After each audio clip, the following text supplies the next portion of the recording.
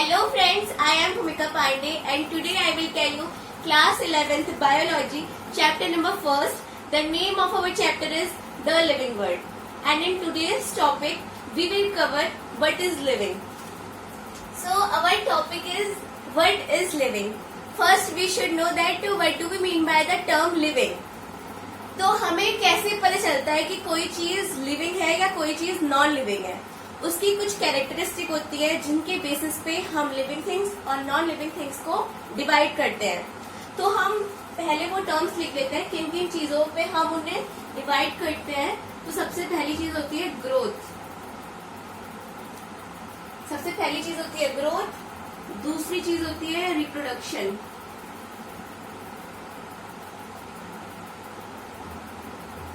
तीसरी चीज होती है मेटाबॉलिज्म.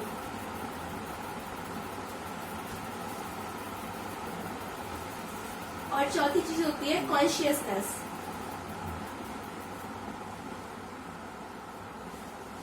तो एक एक करके हम इन चारों को देखते हैं. बट उससे पहले इन चारों को कैटेगराइज किस चीज में करेंगे हम. तो इन चारों को कैटेगराइज करने के लिए दो टर्म्स बने होते हैं.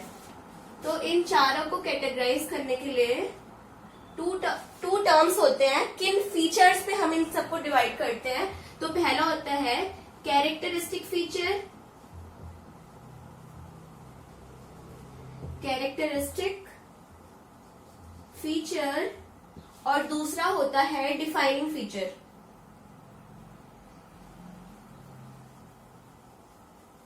Defining feature. तो हम पहले कैरेक्टरिस्टिक फीचर और डिफाइनिंग फीचर को देख लेते हैं. उसके बाद इनके बेसिस पे हम इन चारों को डिवाइड करेंगे. तो कैरेक्टरिस्टिक फीचर होता क्या है. कैरेक्टरिस्टिक फीचर वो फीचर होता है जो हम नॉन लिविंग में और लिविंग दोनों में देख सकते हैं. और कैरेक्टरिस्टिक फीचर के अंदर एक्सेप्शन आ सकता है. कोई चीज ऐसी हो सकती है जो एक्सेप्ट बच जाए. वो चीज हम कैरेक्टरिस्टिक फीचर के अंदर ले सकते हैं. तो इसके अंदर आएंगे नॉन लिविंग एंड लिविंग और विद एक्सेप्शन. अब डिफाइनिंग फीचर को देखते हैं. डिफाइनिंग फीचर वो फीचर होते हैं जो हम केवल और केवल लिविंग बींग्स में देख सकते हैं. डिफाइनिंग फीचर के अंदर कोई एक्सेप्शन नहीं आता है. अगर कोई भी एक्सेप्शन आया तो हम उसे कैरेक्टरिस्टिक फीचर में डाल देंगे. और अगर डिफाइनिंग फीचर के अंदर कोई भी नॉन लिविंग थिंग्स अगर कैरेक्टरिस्टिक शो करती है तो उसे भी हमें कैरेक्टरिस्टिक फीचर के अंदर डालना पड़ेगा. तो डिफाइनिंग फीचर में होता है ओनली इन लिविंग बीइंग्स और ये होता है विदाउट एक्सेप्शन.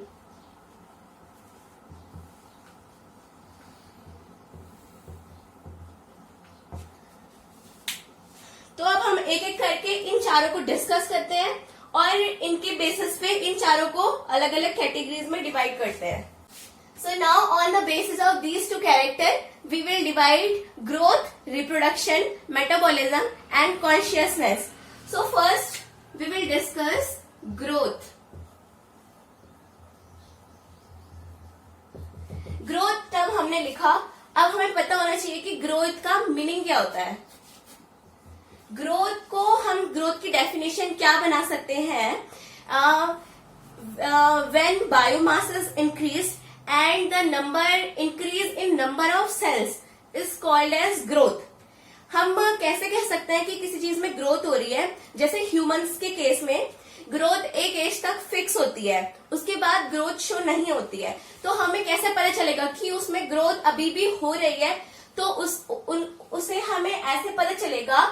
एक तो मोटापा बढ़ना जिसे हम इंक्रीज इन बायोमास कहते हैं और एक increase in number of cells. हमें पता है कि ह्यूमन बीइंग की बॉडी में हमेशा सेल बनते रहते हैं.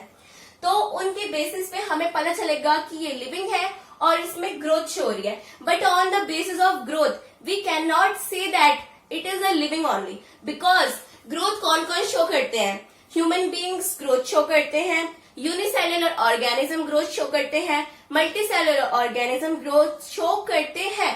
ये सब आएंगे लिविंग के अंदर. बट नॉन लिविंग भी ग्रोथ करते हैं। अब नॉन लिविंग के फॉर एग्जाम्पल हम एक माउंटेन लेंगे, हम देखते हैं कि एक माउंटेन छोटा होता है, थोड़े टाइम बाद वो बड़ा हो जाता है, और एक ह्यूमन बीइंग का बेबी छोटा होता है, थोड़े टाइम बाद वो भी बड़ा हो जाता है। तो अब ह्यूमन बीइंग के केस में और माउंटेन के केस में डिफरेंस क्या है? अगर हम ग्रोथ की बात करें तो ग्रोथ दोनों ही शो करते हैं। ह्यूमन बीइंग का बेबी भी ग्रोथ शो कर रहा है और माउंटेन भी ग्रोथ शो कर रहा है। तो अब हम इसे देखते हैं। First, all living organism, all living organism grows. This is a very important term. All living organisms show growth from a unicellular organism to a multicellular organism. All living organisms show growth. Now we will see how we can say that all living organism shows growth. First we will take an example of unicellular organism.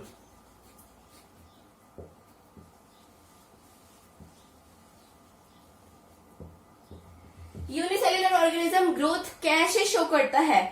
Unicellular organism में growth reproduction से synonymous होता है। तो हम इसमें लिख सकते हैं in unicellular organisms growth is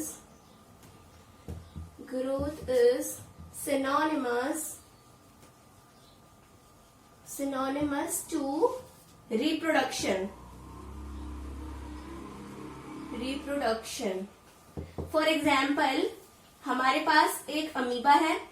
हम देखते हैं कि अमीबा में होता क्या है। अमीबा में होता है बाइनरी फिजन, मतलब एक अमीबा दो अमीबा में डिवाइड हो जाता है। तो एक को हम कहते हैं मदर सेल, एक को कहते हैं डॉटर सेल।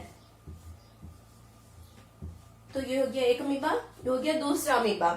तो ये हो क्या रहा है? एक्चुअली ये रिप्रोडक्शन हो रहा है। तो यूनिसेलुलर ऑर्गेनिजम्स के केस में ग्रोथ रिप्रोडक्शन से सिनोनिमस होती है, हम कह सकते हैं। अब हम बात करते हैं और इसमें होता क्या है? तो ग्रोथ इनमें इनसाइड ग्रोथ हो रही है, मतलब अमीबा के अंदर ही अंदर सेल डिवाइड हो रहे हैं और वो दो पीस में डिवाइड हो जाता है।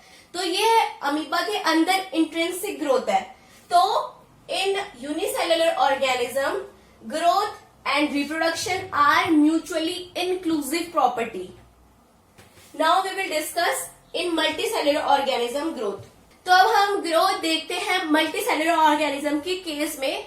मल्टीसेल्युलर ऑर्गेनिज्म में ग्रोथ कैसे होती है? अब हमारे पास केस है मल्टी सेल्युलर ऑर्गेनिज्म। तो मल्टी सेल्युलर ऑर्गेनिजम्स में क्या ग्रोथ होती है? हमें पता है कि मल्टी सेल्युलर ऑर्गेनिज्म में या तो इंक्रीज इन बायोमास या फिर increase in number of cells होते हैं। तो हमें पता चलता है कि मल्टी सेल्युलर ऑर्गेनिज्म में ग्रोथ शो हो रही है। बट एक केस होता है, इसमें हम बोल सकते हैं कि मल्टी सेल्युलर ऑर्गेनिज्म में रिप्रोडक्शन नेसेसरी नहीं होता है लिविंग के लिए। रिप्रोडक्शन से हमें नहीं पता चलता है कि ग्रोथ शो हो रही है, पता चल सकता है बट अगर लिविंग ऑर्गेनिज्म चाहे, बट अगर रिप्रोडक्शन शो नहीं होगा फिर भी ग्रोथ शो हो सकती है। तो it is not necessary. So in case of multicellular organism, in multicellular organism growth and reproduction is mutually exclusive property. तो हमने क्या देखा? यूनिसेल्युलर ऑर्गेनिज्म में हमें पता चलता है कि जब रिप्रोडक्शन होता है तभी ही ग्रोथ शो होती है। बट मल्टीसेल्युलर के केस में जस्ट अपोजिट है। मल्टीसेल्युलर के केस में म्यूचुअली एक्सक्लूसिव प्रॉपर्टी होती है ग्रोथ, बट यूनिसेल्युलर केस में म्यूचुअली इंक्लूसिव प्रॉपर्टी होती है। तो मल्टीसेल्युलर ऑर्गेनिज्म को ग्रोथ शो करने के लिए रिप्रोडक्शन नेसेसरी नहीं होता है। तो अब हमने ये देख लिया, अब हम ये देखते हैं कि ग्रोथ के दो टाइप होते हैं। तो पहला होता है डिटर्मिनेट ग्रोथ और दूसरा होता है इनडिटर्मिनेट ग्रोथ। तो हम पहले डिटर्मिनेट ग्रोथ देखते हैं, फिर इनडिटर्मिनेट ग्रोथ देखते हैं। तो पहले मैं यहां लिख देती हूं डिटर्मिनेट ग्रोथ। डिटर्मिनेट ग्रोथ, अब डिटर्मिनेट ग्रोथ के नाम से हमें पता चल रहा है कि इसमें क्या होता है। डिटर्मिनेट मतलब होता है निर्धारित, मतलब एक लाइफ स्पैन तक, मतलब एक डेफिनेट एज तक। अब ह्यूमन बींग्स में हमें पता है 18 ईयर तक की ग्रोथ शो होती है, उसके बाद ग्रोथ शो नहीं होती है, मतलब increase in height, exclusive growth सिर्फ 18 ईयर्स तक दिखती है, उसके बाद ग्रोथ शो कहीं से नहीं होती है। तो हम बोल सकते हैं कि एनिमल्स के केस में जो ग्रोथ होती है वो डिटर्मिनेट ग्रोथ होती है। बट हम प्लांट्स के केस में देखते हैं, प्लांट्स के केस में नो एज लिमिट होती है। प्लांट हमेशा बढ़ते रहता है, वो कभी बढ़ना स्टॉप नहीं करता है, लीव्स ग्रो होती रहती है उसमें, तो वो इनडिटर्मिनेट ग्रोथ होता है। Indeterminate growth.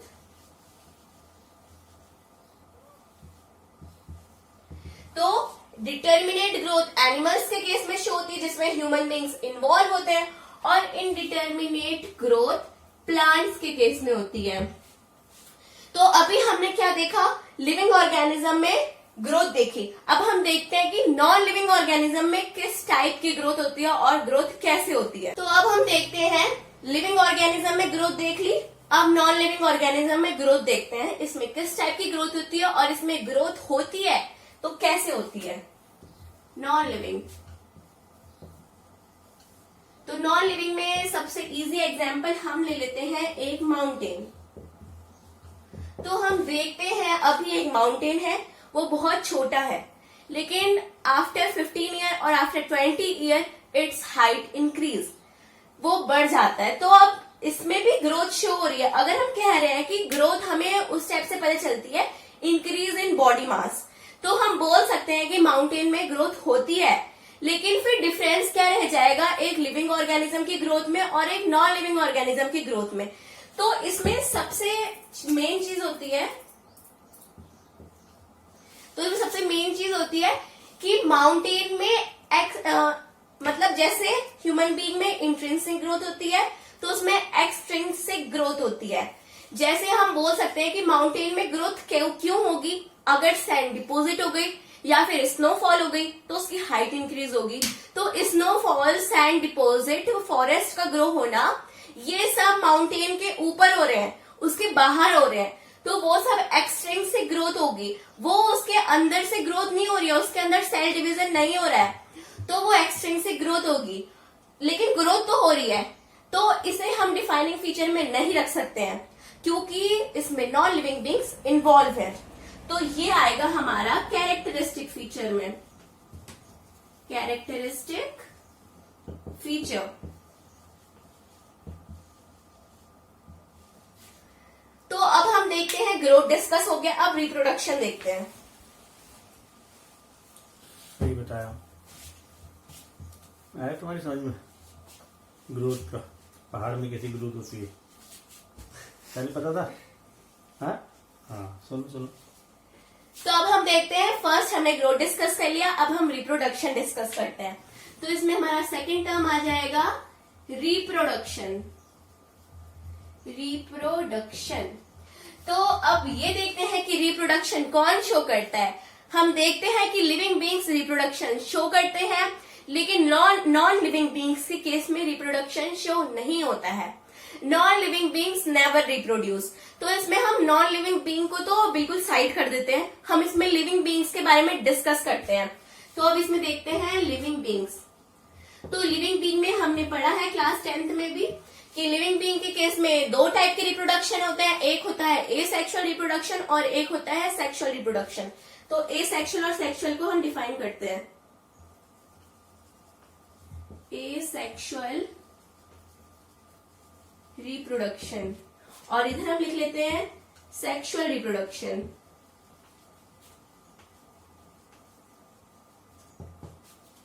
तो हम इन दोनों के बीच में डिफरेंस देखते हैं कि ये सेक्सुअल रिप्रोडक्शन और सेक्सुअल रिप्रोडक्शन में क्या डिफरेंस होता है। तो ए सेक्सुअल रिप्रोडक्शन में मे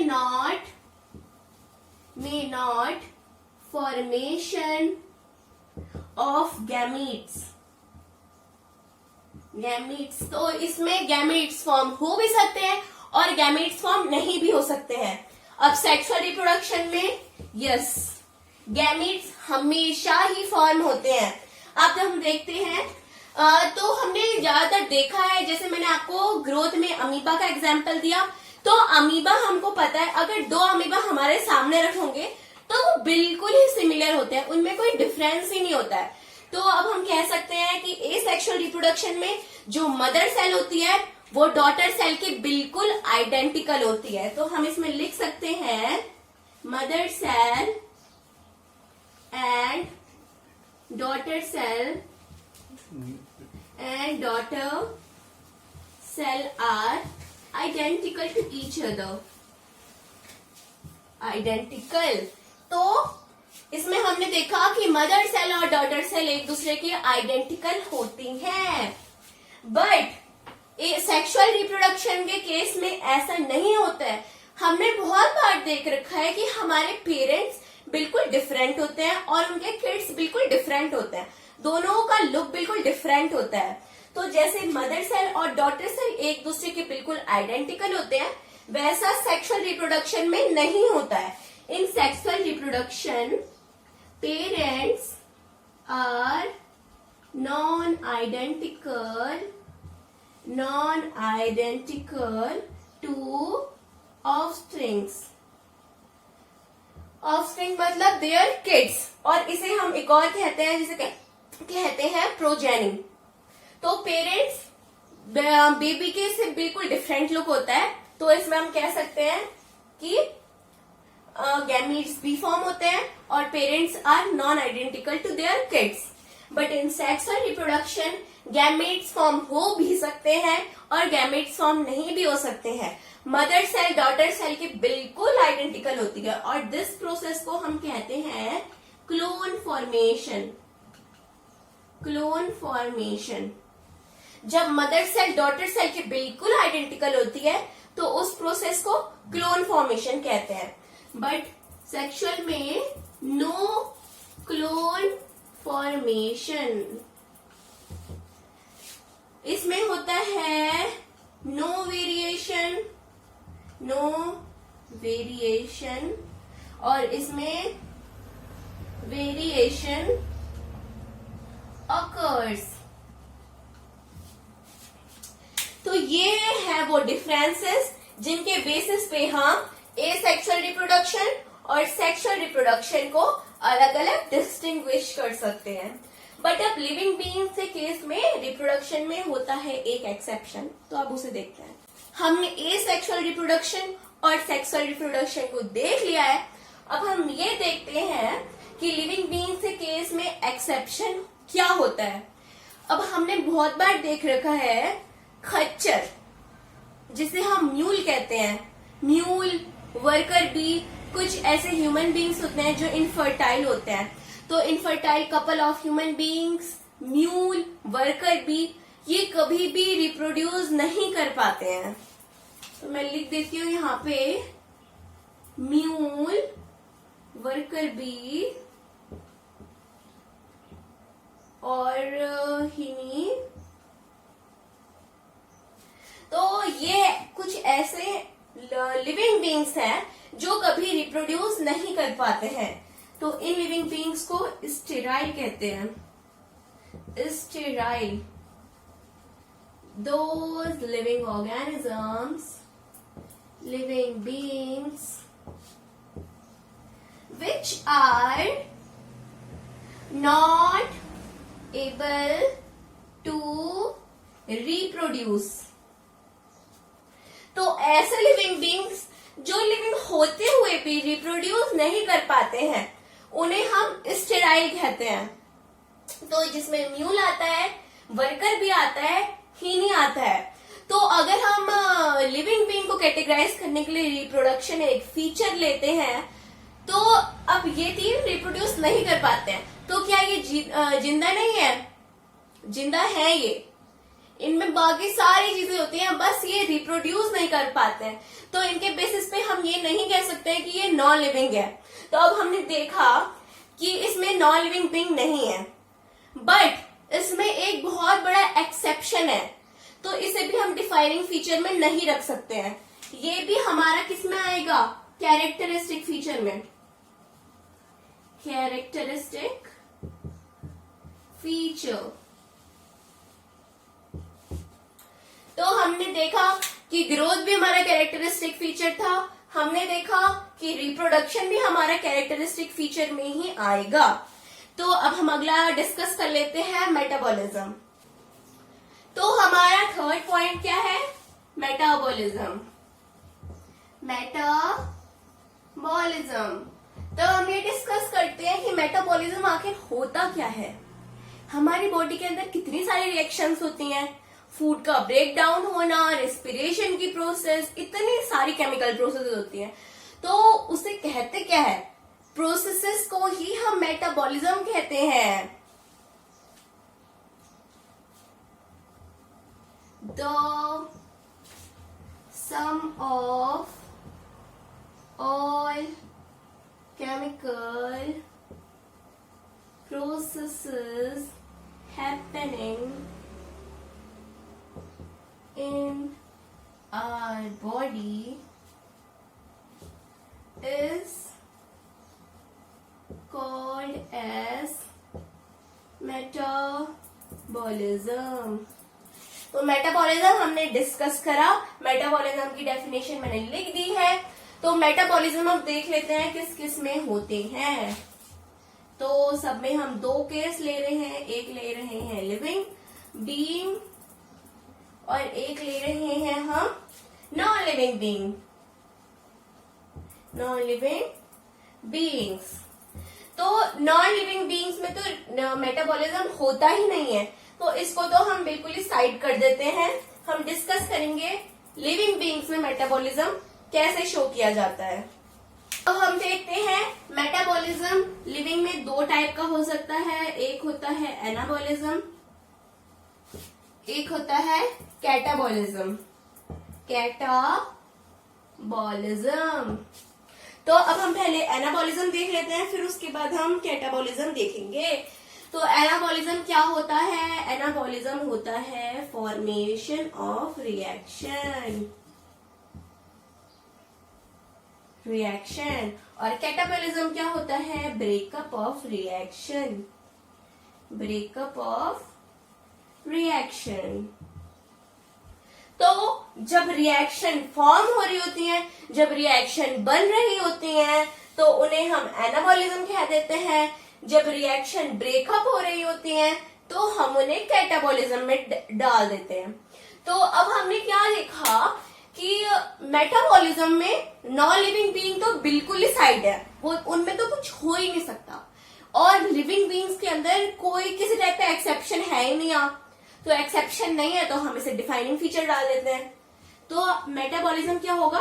डिफाइनिंग फीचर।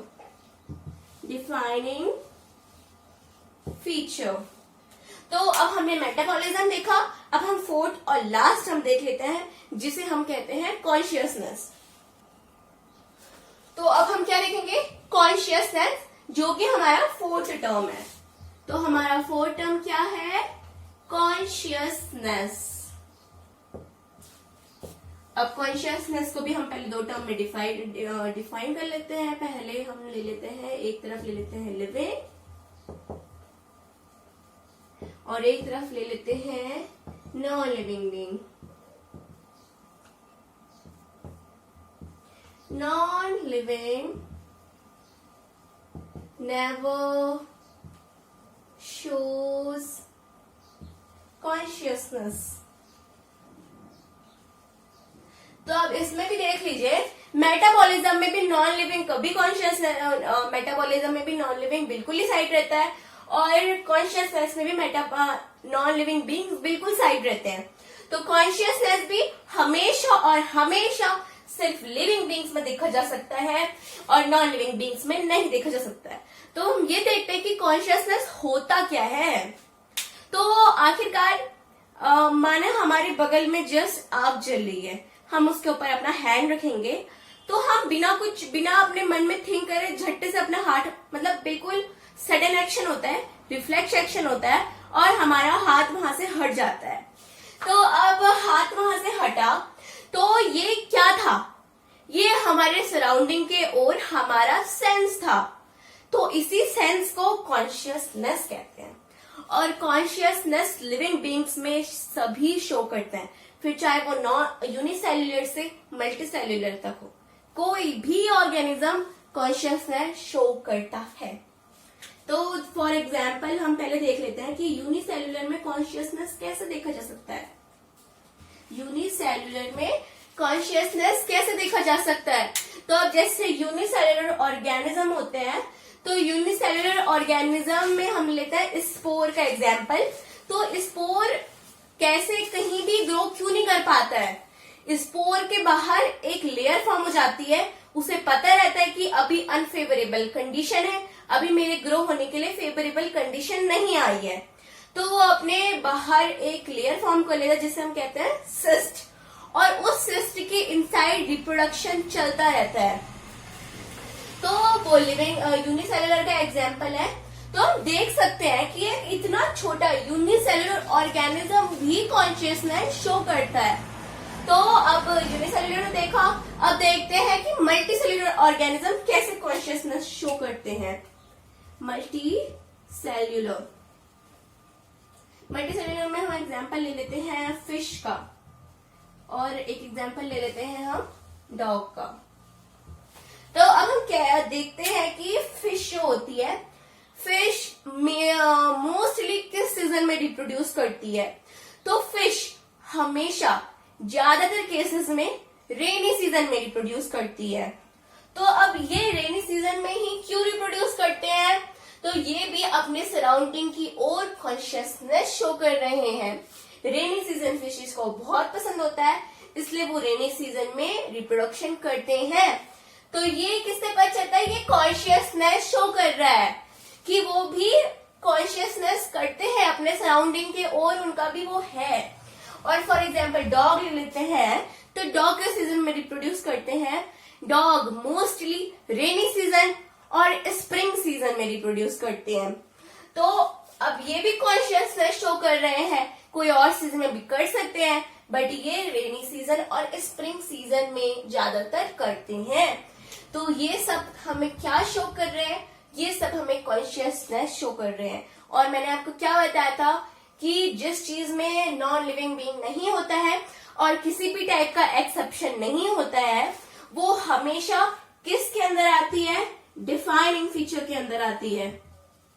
डिफाइनिंग फीचर के अंदर आती है। तो हमने आज का टॉपिक कंप्लीट कर लिया है।